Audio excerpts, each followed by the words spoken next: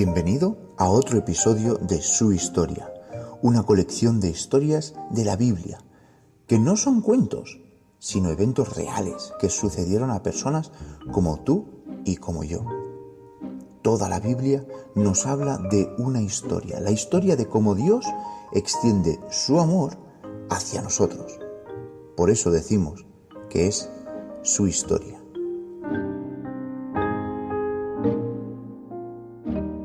La alimentación de los 5.000.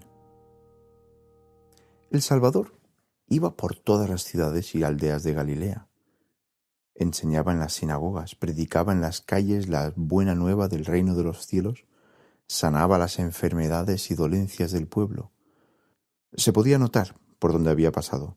Delante suyo huían el dolor y la preocupación. Iba dejando detrás alegría y regocijo. Cuando veía a la gente que acudía a él, su corazón se apiadaba, se conmovía al ver los ojos que anhelantes y llenos de esperanza se posaban en él. Veía los corazones con todas sus dudas y dificultades. Lejos de allí, en otras ciudades y aldeas del país, muchos más lo esperaban. Centenares, miles que ya no sabían qué hacer con sus pecados y preocupaciones, que en vano buscaban paz para sus acongojados corazones. No había quien los atendiera, guiara y ayudara. Estaban cansados y dispersos como ovejas sin pastor. El Salvador no los podía dejar errantes por más tiempo. Necesitaba colaboradores en su trabajo. Entonces llamó a sus discípulos, puso sus manos sobre ellos, bendiciéndoles, y les dio poder para sanar enfermos y echar fuera demonios. Y envió luego a los 12 en grupos de 2 a predicar que el reino de los cielos se había acercado.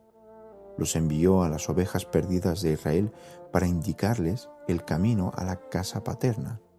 No les permitía aceptar nada por la salud que llevaban. Ellos la habían recibido gratuitamente y gratuitamente la debían dar. Pero tampoco debían llevar nada para el viaje, ni pan, ni dinero.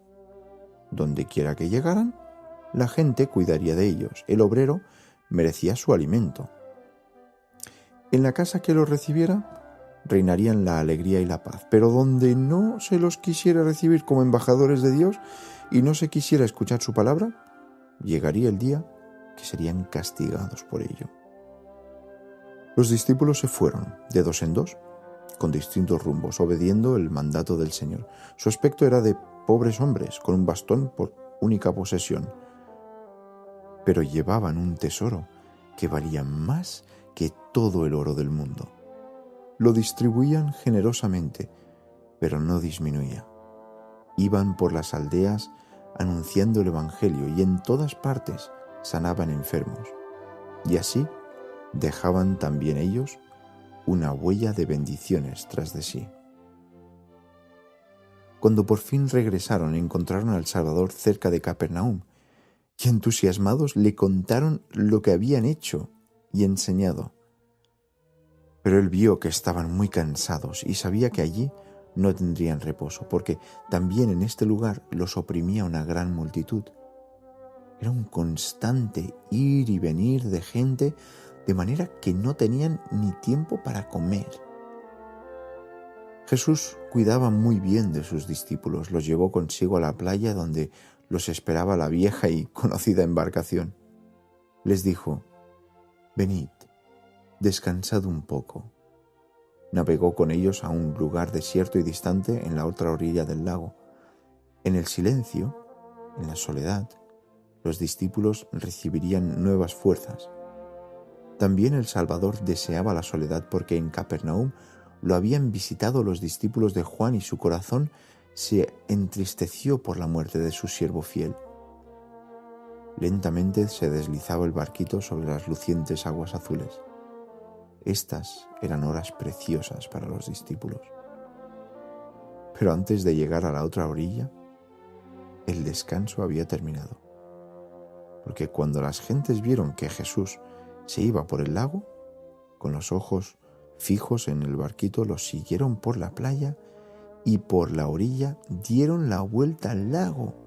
Los más rápidos Hasta se adelantaron al barco y estaban esperando en la playa cuando llegó la embarcación.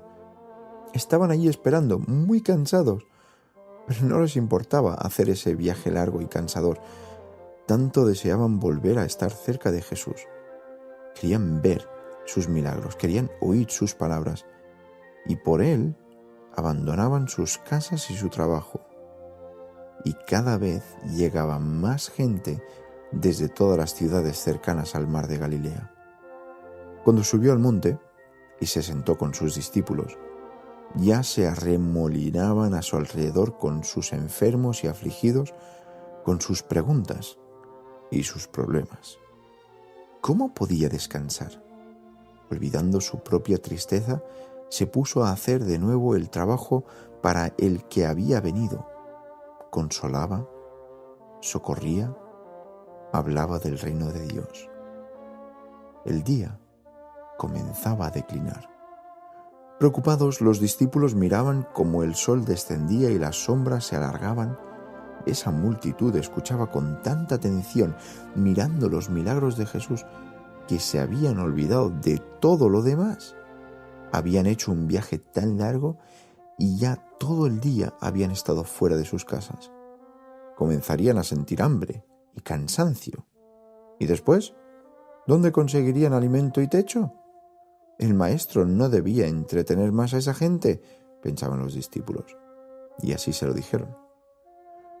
Pero él había ya pensado en esto, y sorprendentemente le preguntó a Felipe: ¿de dónde compraremos pan para que coman estos? Pero solo decía esto para probar a Felipe, porque él ya sabía lo que haría. ¿Recordaría Felipe que su maestro era el Hijo de Dios, que podía ahuyentar la enfermedad y la muerte, que había hecho vino del agua y que podría también hacer desaparecer el hambre? Diría Felipe: Señor, tú puedes hacer todas las cosas. Di a estas piedras que se hagan pan y así será. No, Felipe ni pensó en ello. Calculó cuánto dinero hacía falta para comprar pan para tanta cantidad de personas y respondió: 200 denarios no bastarían, aunque cada uno solo comiera un poco. Los otros discípulos no eran más confiados que Felipe, su fe era igualmente pequeña.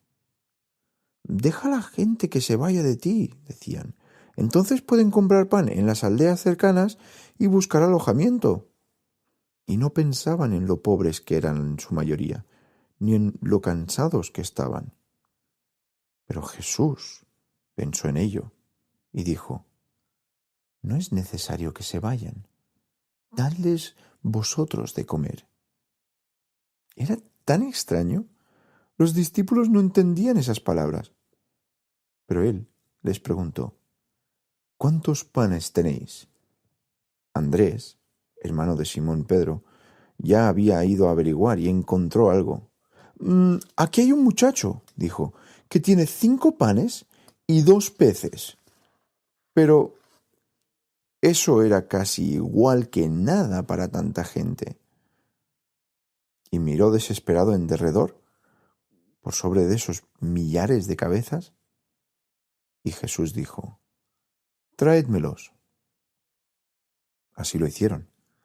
El muchacho estaba conforme. Pusieron el canastito delante de Jesús. 5 panecitos había dentro y 2 pececitos cocidos. Jesús les dijo que hicieran sentar a la gente en grupos de 50 sobre el pasto.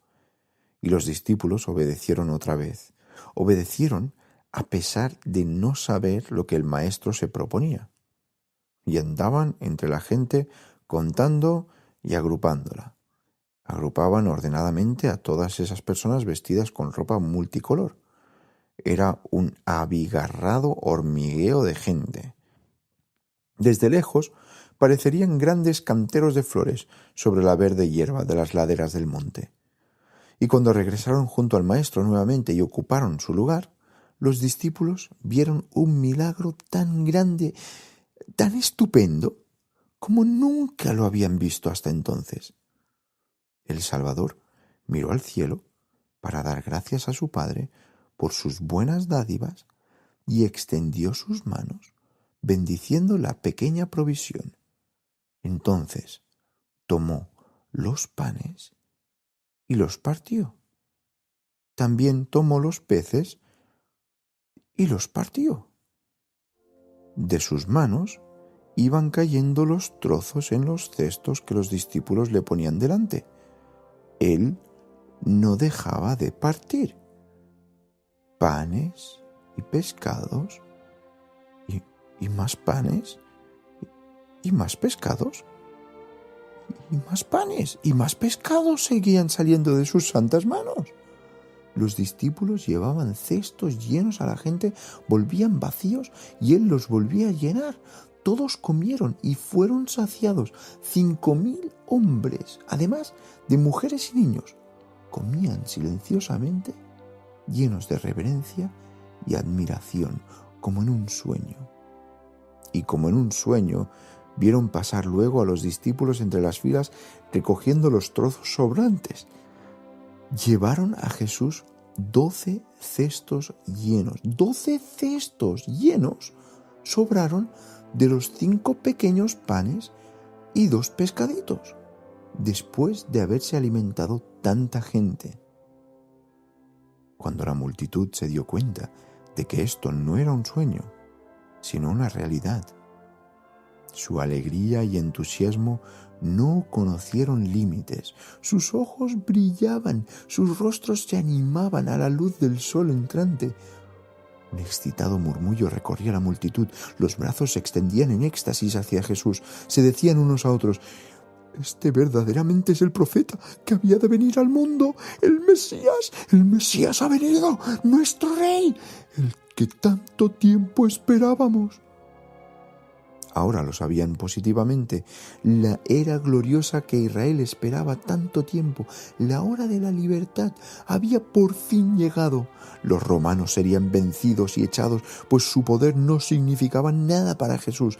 Pensaron en el odiado gobernador Pilato y en el impío Herodes. El fin de su cruel dominio llegaría ahora muy pronto. El antiguo reino de David y de Salomón resurgiría glorioso. ¿Qué reino poderoso podía hacer él, Jesús, el Mesías? Qué rico y feliz sería el pueblo bajo su gobierno. Oh, sí, Jesús sería su rey. Cuanto antes mejor. La Pascua, la fiesta judía, estaba próxima. En esa fiesta santa de la salvación le coronarían en Jerusalén. Tal vez él no quisiera, porque él era muy humilde y modesto, pero tenía que ser. Si él no quería, le llevarían por fuerza para proclamarle rey. Seguramente sus discípulos los ayudarían. También sus ojos brillaban y sus corazones latían con alegre expectación. También ellos hablaban sobre el glorioso plan y estaban tan entusiasmados como la multitud. Pero el Señor Jesús, que veía y notaba todos estos detalles, estaba muy triste. También sus discípulos lo conocían tan poco, porque Él no había venido para formar un reino terrenal, sino celestial. No un reino de poder y de violencia, sino un reino de amor. Llamó a sus discípulos y les señaló el barco. Les dijo que ellos se fueran hacia el otro lado, mientras que él despediría a la multitud. Tuvieron que obedecer, aunque de mala voluntad. Estaban profundamente decepcionados. ¿Por qué tenían que irse ahora, justamente cuando todo prometía tanto? Entonces Jesús despidió a todos. Fueron dirigiéndose hacia las aldeas cercanas. Se habían fortalecido con el alimento que Él les proporcionara tan milagrosamente. Ahora podían hacer el largo viaje. Y esa gente obedeció también. Se sintieron obligados a obedecer, pero se alejaron tan tristes y decepcionados como los discípulos.